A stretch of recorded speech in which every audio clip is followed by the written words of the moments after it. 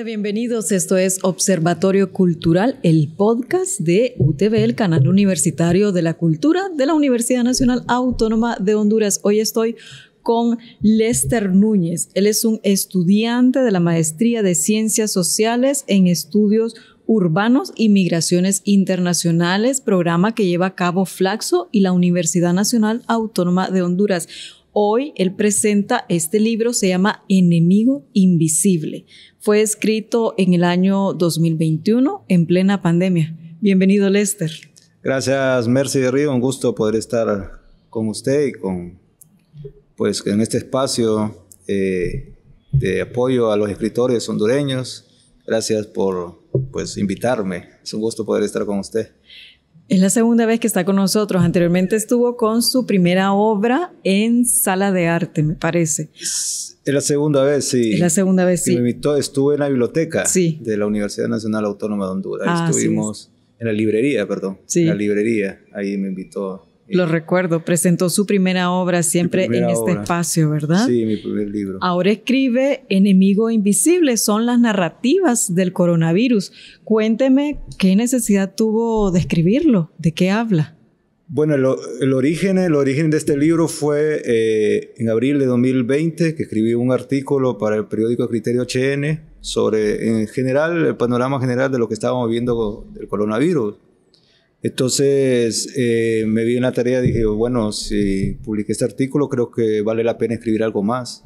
Entonces así fue que nació el libro. Empecé a investigar, empecé a buscar artículos periodísticos de Honduras y del mundo para informarme en noticias, también testimonios de la gente, de lo que estaba viviendo en pandemia.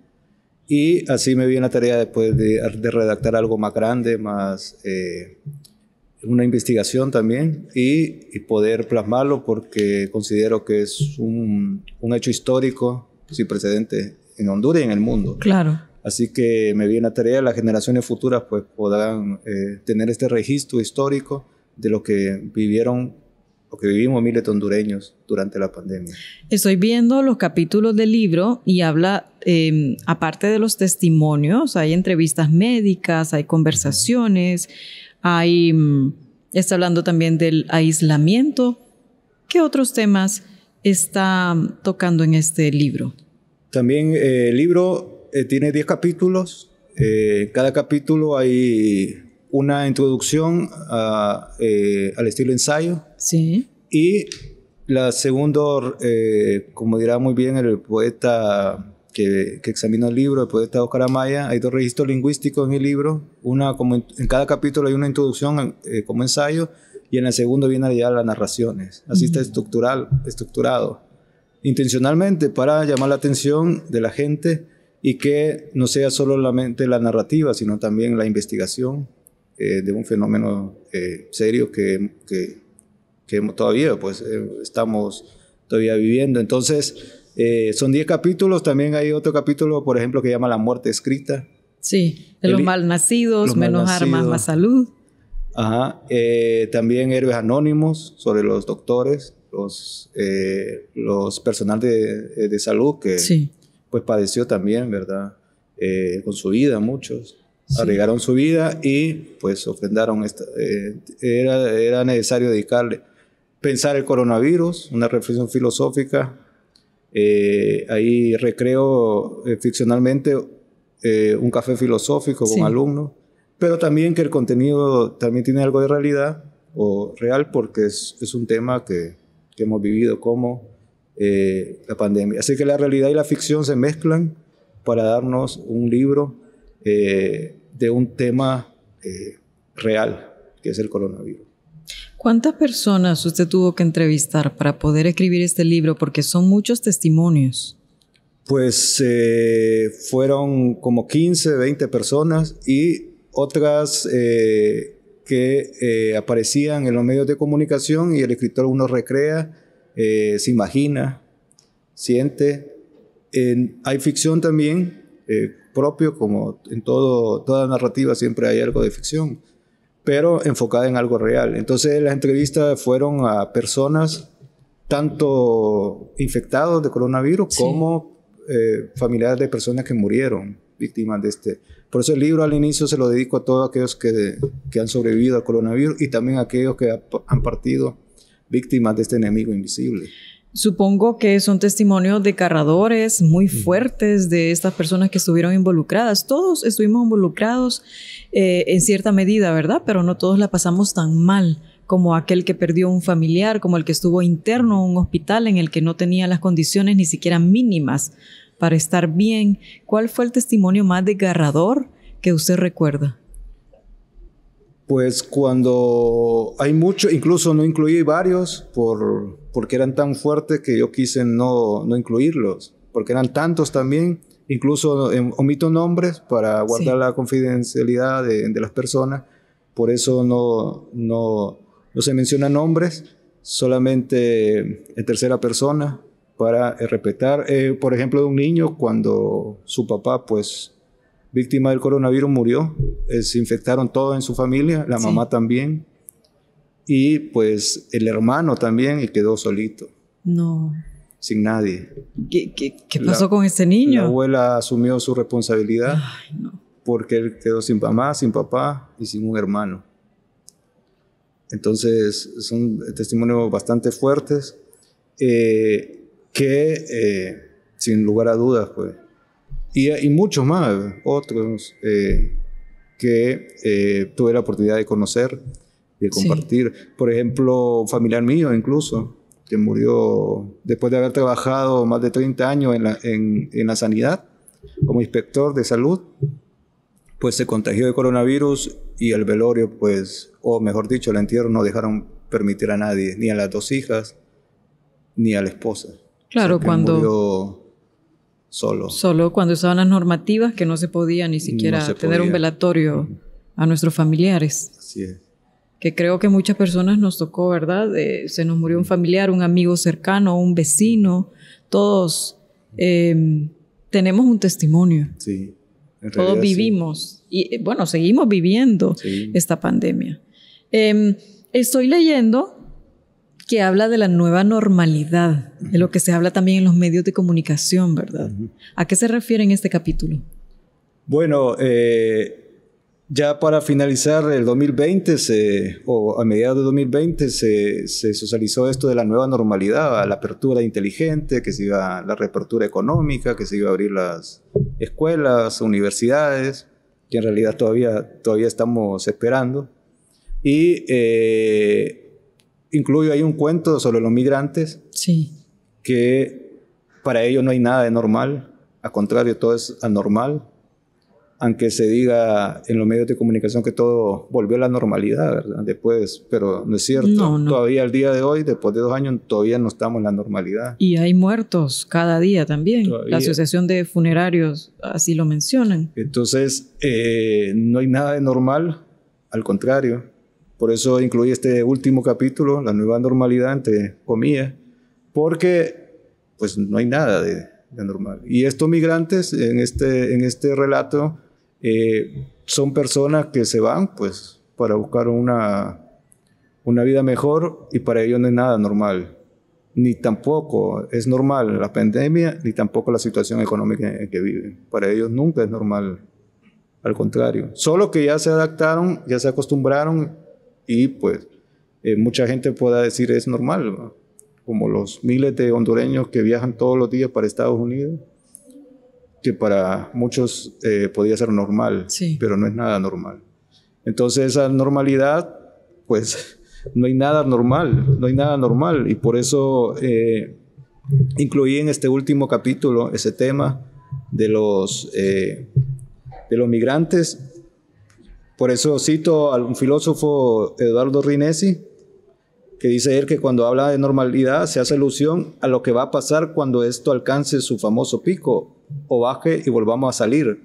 La pregunta es qué tanto de normalidad vendrá después de esta anormalidad tan grande. Y agrega que la pandemia no tiene nada de normalidad, nuestras vidas están totalmente alteradas. Y por ahí cito pues también al Instituto Universitario de Democracia, Paz y Seguridad de la Universidad Nacional Autónoma, cuando impulsó la iniciativa Una nueva normalidad es posible y necesaria. También ahí con ciertas recomendaciones la universidad pues socializó de que había necesidad de hacer algunas investigaciones, y por eso la iniciativa se materializó en un manifiesto con más de 300 académicos y organizaciones sociales de América Latina para ver la necesidad de estudiar qué es eso de la nueva normalidad y lo que viene en el futuro. En ese momento, en el 2020, y estamos en el 2022, entonces, ¿qué de normal tiene o qué se puede sacar de esto? Entonces, es interesante ese manifiesto y esa iniciativa que la Universidad Nacional Autónoma de Honduras en aquel momento redactó y dio a conocer al público entero. Importante mencionar que esto es una documentación de la pandemia solo del año 2021. Solo del año 2000. Del año 2020. Sí, del 2020, del primer año de la pandemia. Sí. ¿Hay una continuación? Pues me están diciendo que ¿por qué no continúo el 2021? Lo que pasa es que en la escritura hay que dedicarle mucho tiempo. Bastante. Tanto en la revisión, en todo, y entonces me estuve otro año solo para eso. Por eso salió en el 2021. Sí. Entonces, si me podía agregar a otras cosas más, lo iba a sacar el 2023. Otro año. Bueno, pero tenemos tiempo. Sí, entonces preferí por eso hacerme un mejor trabajo y solo relatar el primer año de la pandemia. Aunque esto se puede continuar para el 2021, 2022 y lo que viene. Quizás todavía lo que estamos viviendo en este año, sí, y lo que pueda venir el 2023.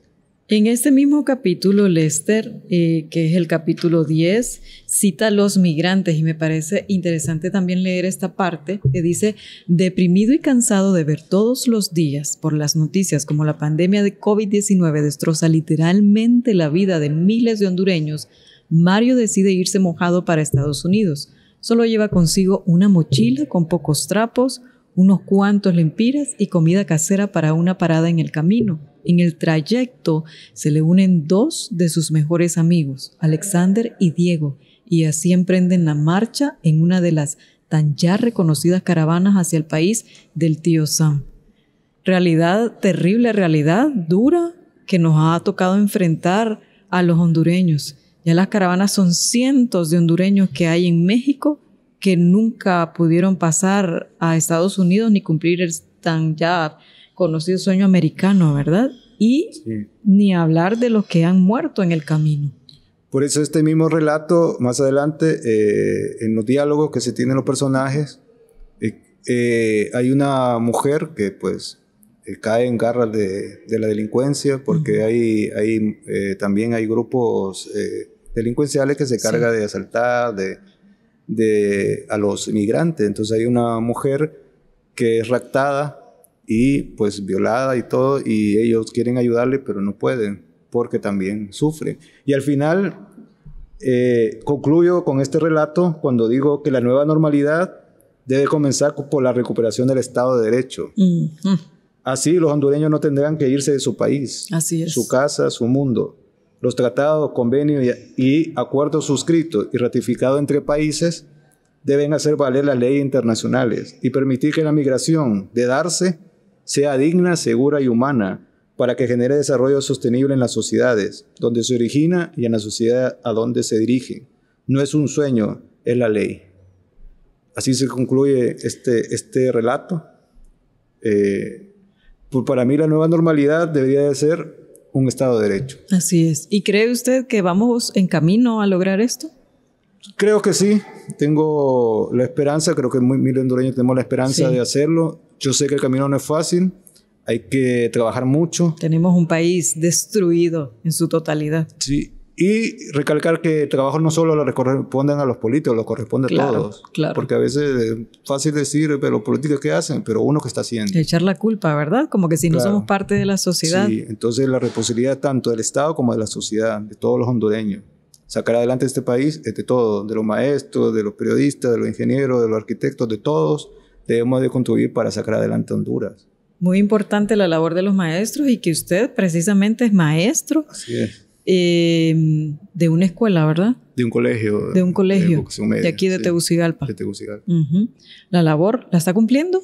Sí, estamos este marzo ya en presenciales. a pesar de todas las limitaciones que tenemos, porque allá no hay agua, las aulas no están, gracias a los padres de familia que los reunimos, llegaron a asear, contribuyeron los alumnos, los maestros, y así pudimos iniciar clases presenciales, asistiendo 2 veces por semana, media hora reducimos la jornada para no poner en riesgo tampoco a los estudiantes. Claro. Pero hicimos el esfuerzo y ya estamos presencial. Sí, tiene razón. No se puede seguir continuando que haya un cambio en el país y los niños y los jóvenes no están en sus aulas de clases y están en sus casas. No se puede generar un cambio. Bien lo dijo Héctor Espinal, un comunicador de UNICEF, un oficial de UNICEF. Me encantó las palabras de él. Mencionó que el cambio de Honduras no se da por la puerta de un estadio, sino por la puerta de un aula de clases. Sí, yo creo que es posible. Muchos maestros, desde que inició la pandemia, pues trabajamos en nuestros hogares. Más bien fue doble carga, porque teníamos que estar... a mí me escribían a las 12 de la noche, a la 1, preguntándome sobre una tarea, porque no se podían conectar más temprano. Entonces, para los maestros fue duro también.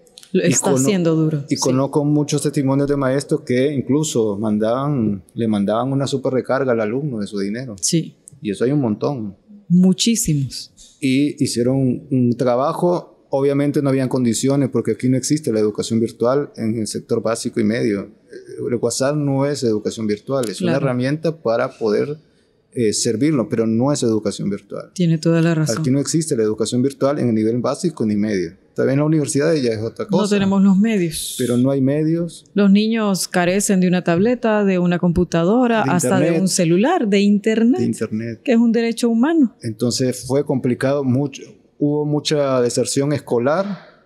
Ayer estuvo hablando unos maestros que casi 400,000 alumnos a nivel nacional abandonaron. Y casi 1.300.000 no se sabe dónde están. Sí. Puede ser que se hayan ido del país. Puede ser, bueno, el colegio mismo tenía casi 200 alumnos, quedó reducido a 120. O sea que 80 alumnos se fueron. Eso va a representar un atraso terrible para nuestro país. De 3 años. De 3 años, por lo menos. Ay, ¿cómo nos vamos a recuperar de esto, Lester? Pues trabajando duro, tengo alumnos que sí, sobre todo en las clases de matemáticas, que son las más prácticas, hay un retraso de 3 años. Hay que volver a comenzar en clases de español para que los alumnos puedan escribir. Sí. Pues, muchos se quedaron atrás, no saben leer, no saben escribir, sobre todo en educación básica. Hay un retraso grande y tenemos que poner el doble de esfuerzo para poder rescatar a estos jóvenes y a estos niños para que sigan adelante. Ya los de último de bachillerato ya se gradúan para que no vayan de tropiezo a la universidad con esos exámenes de admisión. Eso. Hay que trabajar duro con ellos. Lester, hay naciones muy cercanas a Honduras. Voy a mencionar El Salvador, que se ha encargado de darle una computadora a cada estudiante de educación media y una laptop, una tableta a los niños de la escuela. ¿Por qué Honduras no puede hacer esto? La mala administración, recordemos la grave situación de nuestro país, y creo que el mal mayor que tenemos en nuestro país es la corrupción, que no lo deja avanzar. Nos agobia. Nos agobia, nos atrasa, psicológicamente nos vuelve como seres inferiores comparados con otros, porque tenemos baja autoestima. Sí. Los hondureños tenemos mucha baja autoestima. Usted lo mira en el colegio, los niños no quieren participar, no quieren hablar. Yo siempre sigo un proceso que les pongo a leer. No me gusta la memoria, aunque es necesaria algunas cosas, pero me gusta más el análisis, la lectura. Y los entiendo a ellos cuando no me dicen que no pueden, porque nuestro sistema de educación lastimosamente es memorístico. Es muy... No enseñan a analizar, a pensar. No hay una capacidad de análisis. Solo de leer y aprenderse. De memoria. Yo le digo de garrote. Sí, así lo conocemos. Así. Porque no los culpo, le digo, eso se aprende, no se preocupen, uno lo va aprendiendo. Lo importante es ponerse y ellos van desarrollando esas habilidades lógicas de análisis para poder pensar mejor. Decía un filósofo alemán, Martin Heine, no hay que caer en estado de interpretado, es decir, que otro piense por mí, sino pensar yo por mí. Y entonces, incluso usted puede decirle al profesor, con todo respeto, se está equivocado porque yo leí, está bien. ¿Por qué? Porque usted está pensando por usted. Sí. Entonces, no hay que caer en estado de interpretado. Incluso en los medios de comunicación a veces miramos noticias o los fake news, las famosas fake news que son falsas y que contagian todas las redes sociales y la gente se las cree. Entonces le digo, hay que investigar primero, hay que pensar, hay que ver si eso es cierto o no antes de emitir un juicio de valor y que más bien vaya a ser contraproducente, ¿verdad? Y ya no lo podamos. Entonces hay que tener mucho cuidado con eso. Y hay que enseñarle a la juventud, a los jóvenes, que ellos pueden pensar por ellos mismos. Claro. ¿Tendrá que haber alguna reforma al sistema de enseñanza a nivel nacional? Es necesario. El problema es que como estamos globalizados, estamos copiando cosas de otros países. Pero no nos corresponde en el país porque no tenemos las mismas circunstancias de ellos. Claro, no es la realidad que vivimos. Claro. Yo creo que hay que construir un sistema educativo de nuestra realidad. Porque si no, vamos a estar copiando otros sistemas educativos de países desarrollados que no se corresponden a Honduras. Hasta la Constitución es una copia, Lester. Sí.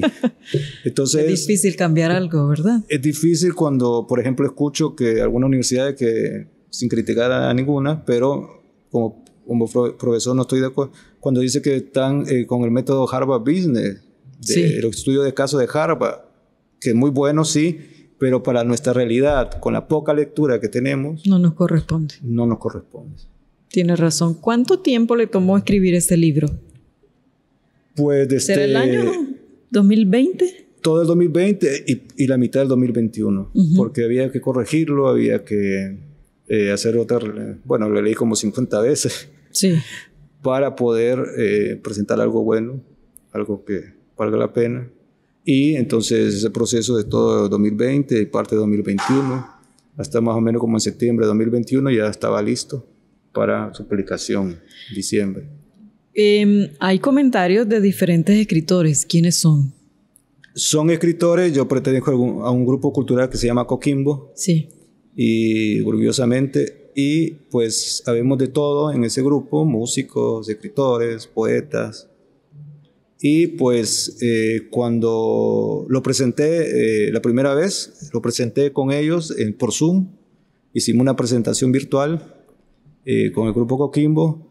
Y pues yo lo mandé en digital para que ellos lo conocieran antes de la presentación y entonces les gustó. Y en la presentación yo hice un artículo para publicarlo en un medio digital. Y en base a eso, y me gustó tanto los comentarios que decidí incluirlos en el libro, porque en un principio no estaban los comentarios, pero por respeto y por cariño que les tengo a estos escritores, dije, vale la pena.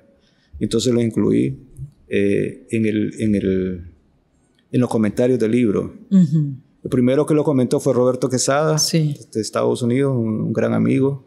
Que ahora es también funcionario, ¿verdad? Ahora es funcionario, sí, está como embajador, creo, de la OEA. Sí, en Nueva York. En Nueva York, y pues somos amigos, lo comunicamos ahí por videollamada o lo escribimos. Y él pues leyó por primera vez el libro, le gustó, hizo un comentario muy bonito que lo incluí también incluso atrás. ¿Puede darle lectura? Sí, dice en su libro Enemigo Invisible, el joven autor Lester Núñez nos presenta un valioso trabajo de investigación sobre el coronavirus COVID-19, narrado con sencillez, claridad total y muy bien documentado, de acceso a todo público y especialmente a la incrédula juventud. La esencia del libro es el coronavirus en Honduras, aunque también se ampara en citas de personalidades de muchas partes del mundo, como para enfatizar o reforzar las teorías de la seriedad de la pandemia. No escapan a Lester Núñez las interesantes, aunque no muy sustentadas, teorías de la conspiración para desvirtuar el virus. Asimismo, la cita de personajes como Trump, uno de los abanderados en no creer en el virus, pero que para muchos fue el virus quien lo derrotó para su reelección. El enemigo invisible es muy educativo. Aún así, podemos encontrar destellos de ficción en algunos capítulos que no son sino para ilustrar los sueños de algunos personajes que más se acercan a la vida real. Sin duda, un libro necesario en estos tiempos de emergencia pandémica. Enhorabuena, Roberto Quesada. Nos quedamos con la última línea. Sin duda un libro necesario en estos tiempos de emergencia pandémica. Enhorabuena, escribió Roberto Quesada, este escritor que ahora está como funcionario de Honduras ante la OEA en Nueva York. Vamos a una pausa cultural y vamos a seguir hablando con Lester Núñez. Él es un estudiante de la Maestría de Ciencias Sociales y Estudios Urbanos y Migraciones Internacionales, este programa que tiene Flaxo y la Universidad Nacional Autónoma de Honduras. Vamos a seguir conversando sobre Enemigo Invisible. Ya regresamos.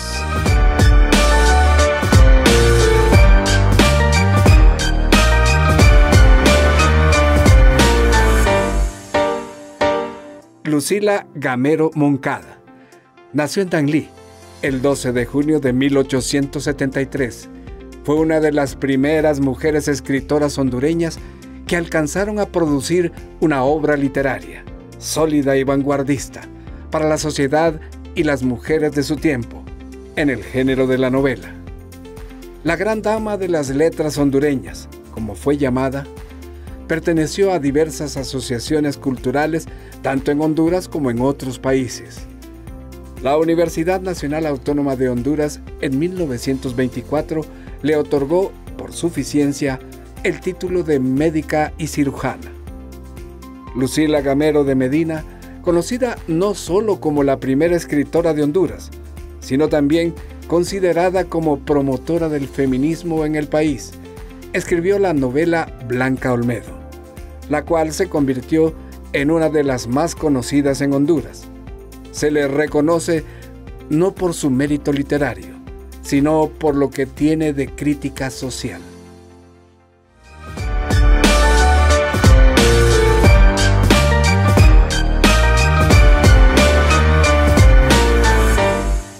Continuamos con Observatorio Cultural, el podcast de UTV, el canal universitario de la cultura. Estamos hablando con Lester Núñez, el escritor de esta segunda obra que tiene de Enemigo Invisible. Estos son las narrativas del coronavirus y que estamos ahondando en este libro.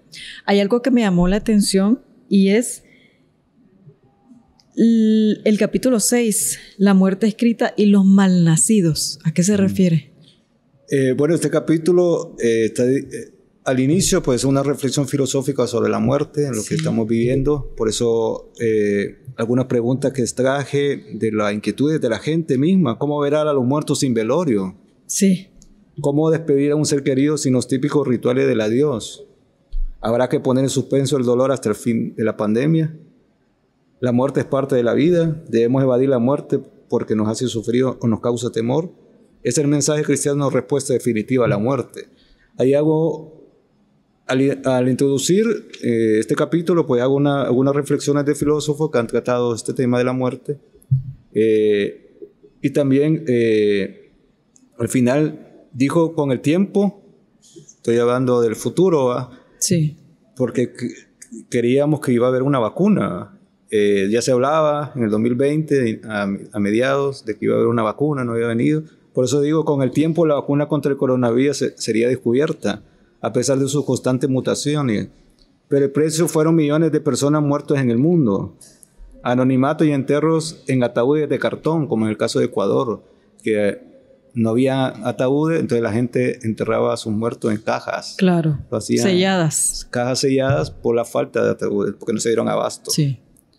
Fueron la primicia, partieron con tan solo una sonrisa, una pequeña sonrisa dibujada en un rincón de sus bocas.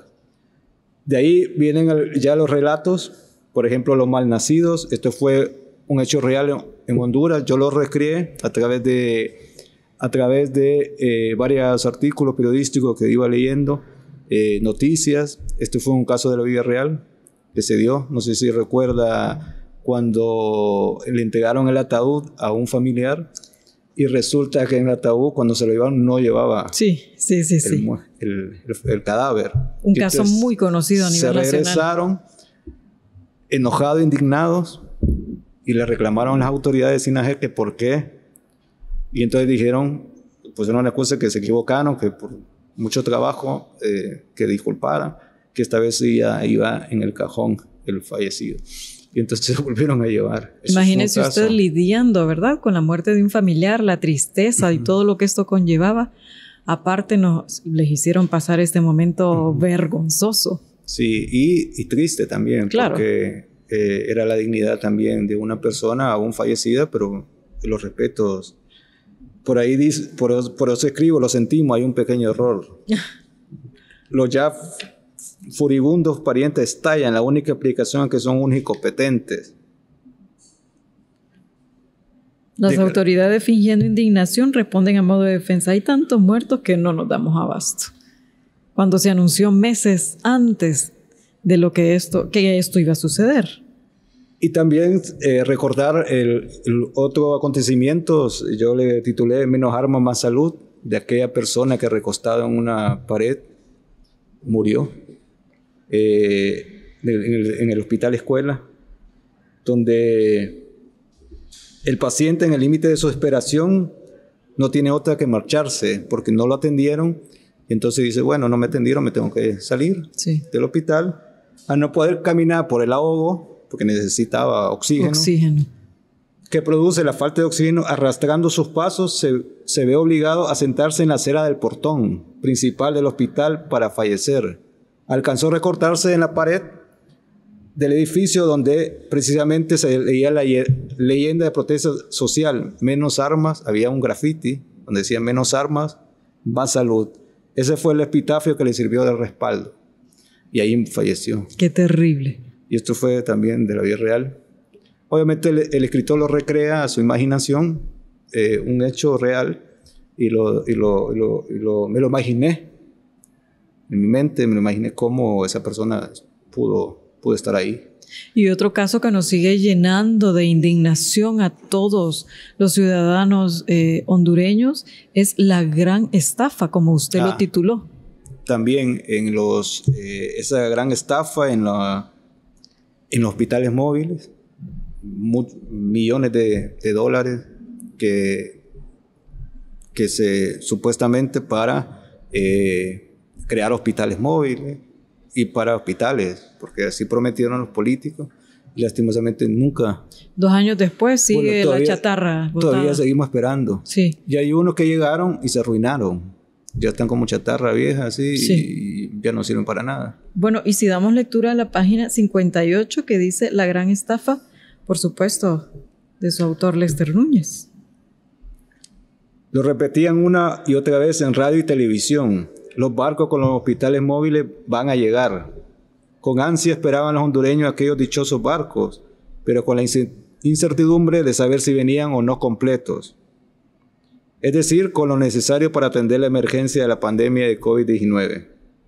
Una embarcación procedente de Turquía y del tamaño del Titanic atracó en Puerto Cortés, pero para sorpresa de muchos, al descargar el equipo sanitario contenido en el interior de los contenedores, encontraron bolsas negras con rótulos que decían medical waste, o sea, desechos médicos.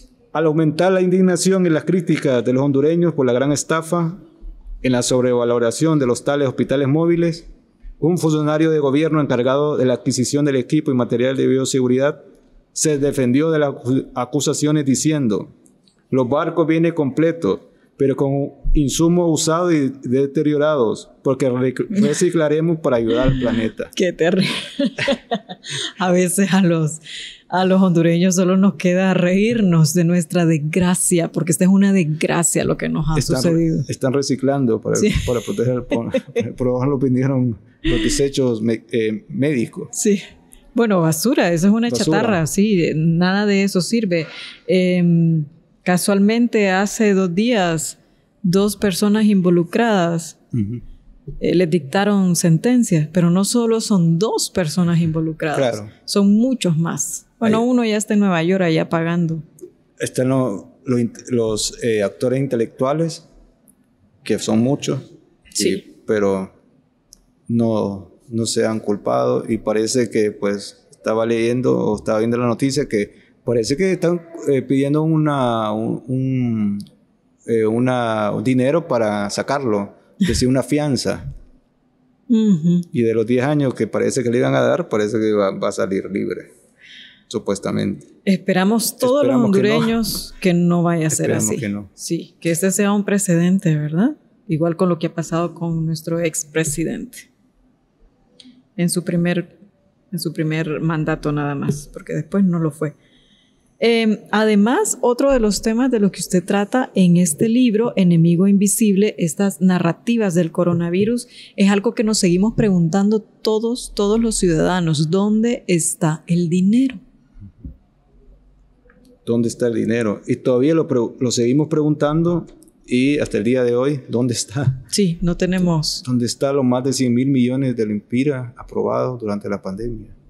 Y estamos hablando de cantidades bajas, son muchísimas exorbitantes que tardaríamos, bueno, ni nuestros hijos podían pagar tanto dinero. No, claro. Ni nuestros nietos, que no han nacido ya lo deben. Sí, exactamente. Entonces, este mal de la corrupción es lo que Honduras considera, aparte de otros males, pero si no se pierde ese dinero, se hubiera invertido en educación, no estuviéramos esperanzados a que no hay dinero para la educación. Ahorita estuviéramos ya reparando las aulas de muchos colegios con ese dinero, los techos, cada alumno tendría su computadora, tendría su mínimo material de bioseguridad, buenas sillas.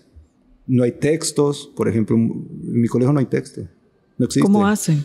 Cada profesor tiene que emplear sus textos, buscarlos, imprimirlos, dárselos a los alumnos, porque no hay textos, no hay agua. Es la problemática de muchos centros de educación. Sí, más de 2,000 centros con problemas en este momento. Entonces, volver a clases presenciales hay que tener cuidado porque las carencias de muchos colegios no están aptas. Hay que ir hay que primero hacer un diagnóstico para esto. Se dice que ya se hizo por parte de la Secretaría de Educación, pero no se condicionó muchas cosas que hacen falta. Entonces, decir que ya el lunes, Daniel Esponda fue compañero mío en la Universidad Pedagógica, lo conozco muy bien. Sé que tiene buenas intenciones, pero me pareció muy acelerado cuando afirmó que había que ya el lunes, después de Semana Santa, ir a clase presencial. Me parece muy acelerado.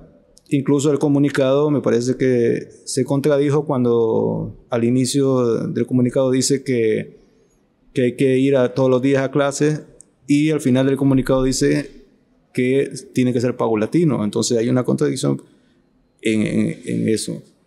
Yo creo que él sabe muy bien, en el fondo, como profesor, que muchos colegios no están en condiciones para volver a clases presenciales. Quizá se pueda hacer paulatinamente, como lo están haciendo muchos colegios, y posteriormente, pues, ya se pueda regresar todos los días. Lester, pero si seguimos esperando las condiciones idóneas, se nos van a ir otros 10 años porque nunca las vamos a tener. Sí, lo que se puede hacer es, por ejemplo, ir 2 veces a la semana, presencial. Pero se está yendo 2 veces a la semana en muchos centros, ¿verdad? Sí, digamos, nosotros optamos para también proteger tanto a los estudiantes como a los profesores. Claro. De lunes a miércoles, educación básica, y martes y jueves, educación media. En un horario de 7 de la mañana a 10:30, no se le da recreo a los alumnos para que no tengan mucho, sino que se les despache a las 10:30 para que se vayan a su casa a comer. ¿Lo ha funcionado? Sí, lo ha funcionado muy bien. Los padres de familia estuvieron de acuerdo, los alumnos también. Ya hicimos el primer parcial, ya hicimos exámenes, ya ahorita ya comenzamos el segundo parcial y pues vamos bien. Hemos evitado que muchos alumnos abandonen, porque si hubiéramos seguido con el internet, los quedamos sin alumnos.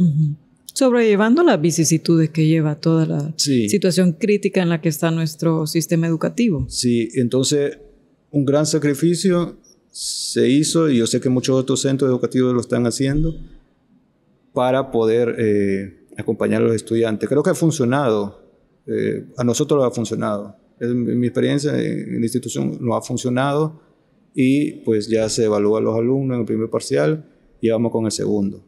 Entonces, con esa opción. Ya más adelante hemos pensado ya pues regresar ya todos los días, si en dado caso la cuestión va mejorando. Se hizo un estudio de cuántos alumnos ya estaban vacunados. Claro, un colegio pequeño, pero imagínense un colegio de 5.000, 3.000 alumnos. Sí. Hay colegios es más complicado. Grandes, sí. Mucho más complicado. Lester, ¿qué espera de los lectores cuando ellos tengan este libro en sus manos, de Enemigos Invisibles, de estas narrativas, cuando lean estas narrativas del coronavirus? ¿Qué espera de los lectores? Pues espero que los lectores, sobre todo las futuras generaciones, conozcan el libro, conozcan lo que vivimos en un momento histórico, trágico de la historia de la humanidad, que tomen conciencia de la humanidad, de cómo somos como personas, como seres humanos, de la tragedia de que muchos cometieron en contra de otro ser humano, y que seamos conscientes y que seamos mejores. Creo que de la experiencia, de la historia, se aprende a conocer nuestro pasado para transformar y cambiar el futuro.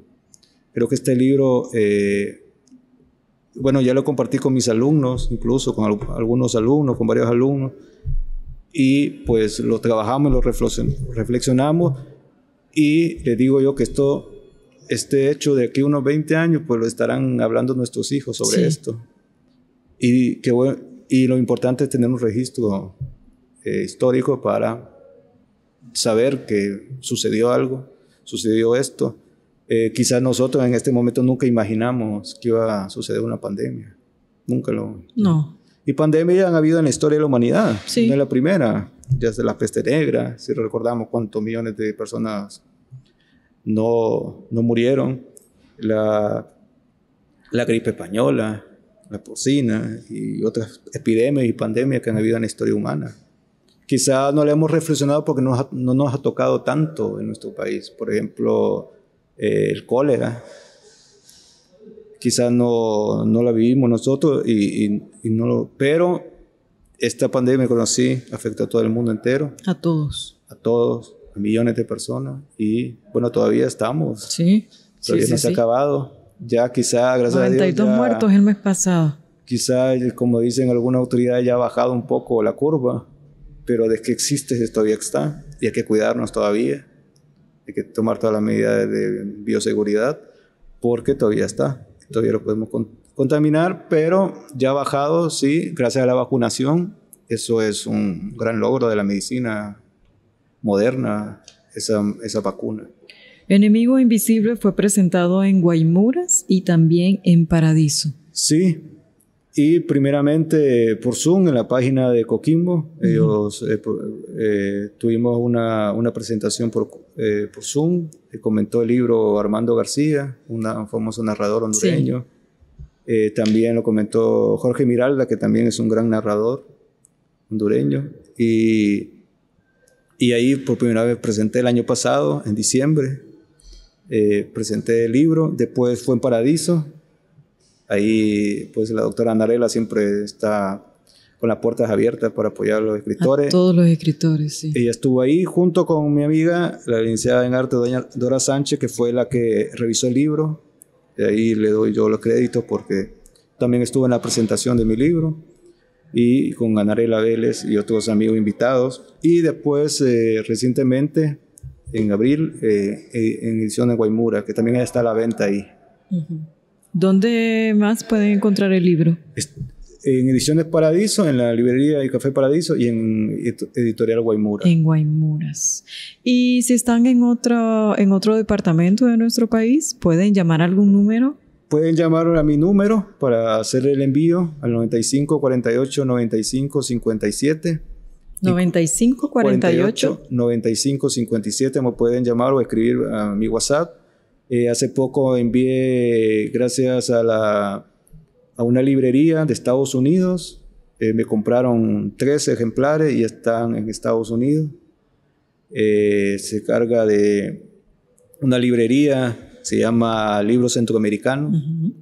Me contacté con una representante ahí, me compró 13 libros y ellos lo van a distribuir en las bibliotecas de Estados Unidos, porque ellos se encargan de eso. Entonces, gracias a ellos que ya están en Estados Unidos. Y próximamente he estado en reuniones con amigos de España, en Girona, para mandarles algunos ejemplares y que conozcan el libro también allá. ¿Qué siente un escritor cuando sabe que hay varias bibliotecas en otro país, en este caso Estados Unidos, lo estamos hablando, sé que habrá en otros países también, que ya está su libro, que en el estante de esa biblioteca está su libro? No, es una alegría, ¿verdad? Y también poner el nombre de Honduras en alto. Creo que eso es lo más... porque somos hondureños, pues queremos nuestro país, a pesar de todo lo que... por algo nacimos aquí. Sí. Y entonces no podemos ser mal agradecidos tampoco. Yo creo que el hecho de que un libro esté en otro país se siente alegre y se siente que estamos poniendo el nombre de Honduras adelante. Y yo sé que hay mucho talento en Honduras, demasiado, que a veces dice la gente, a veces me preguntan, ¿para qué escribes si eso no da dinero? No, pero eso no importa. Uno lo hace porque ama lo que hace, ama la literatura, la escritura, y aparte que lo ama y es una profesión del escritor, también lo disfruta. No para presumir o para jactarse de uno mismo, creo que no lo veo así, pero sí es un disfrute de la parte de nuestra vida como escritor, estar produciendo. Y sé que por ahí tengo otros libros más adelante, tengo otro libro de cuentos, otro libro de historia, otro libro de ciencias sociales, que lo comencé desde que estaba en la Universidad Pedagógica y no lo he publicado porque soy exigente conmigo mismo, sí. y también porque creo que el libro hay que dejarlo a su tiempo, hay que dejarlo volar y cuando ya no tenga alas, bueno, ahora sí, publicarlo. Entonces por ahí tengo otros libros que ya voy a estar trabajando para ver si en este año tengo un manual de ciencias políticas y quiero a ver si publico este año, en septiembre, en octubre, o dejarlo para inicios del otro año. Y entre otros libros más que tengo por ahí, otras investigaciones que estoy haciendo. Manual de ciencias políticas, cuentos, historias de ciencias sociales, sí. También. Sí, un libro tenemos de muchas obras. Tengo también un manual de teología por ahí que estoy escribiendo hace mucho tiempo. Muchas obras vienen entonces. Sí, ahí tenemos está. Lester para rato. Ah, sí. Ahí están guardaditos. Ya para ponerme a sentar, a redactar, a investigar y darle viaje. Lester, quiero leer lo que usted mencionaba de Armando García, muy conocido en nuestro país también, aparte de fotógrafo, escritor. Él escribe un libro de singular documentalia, un inventario de la pandemia, una antología para repensar la primera peste mundial del siglo XXI, un recorrido por los estragos causados por este asesino invisible, de ese enemigo silente que tumba humanos sin distingo de clases, colores políticos, procedencia étnica, de altura o de bajura. Estamos ante una novedosa propuesta, léase como una novela o cuentos cortos, una bitácora de un escritor en su trajinar diario del confinamiento fue tomando apuntes, enhebrando y pepenando las matices, mitos, ensayos, prejuicios, supercherías, errores, angustias, sometimientos, hasta dar con una salida luminosa de la ciencia para contrarrestar ese mal universal de la primera década del tercer milenio, la COVID-19. En fin, los invito antes que se pierda el mundo a confrontar ojo por ojo y hoja por hoja este enemigo invisible, ópera prima literaria del genial escritor de Tegucigalpa, Lester Núñez, con la seguridad absoluta que nadie saldrá igual al terminarla. Y como diría Miguel de Cervantes Saavedra, vale.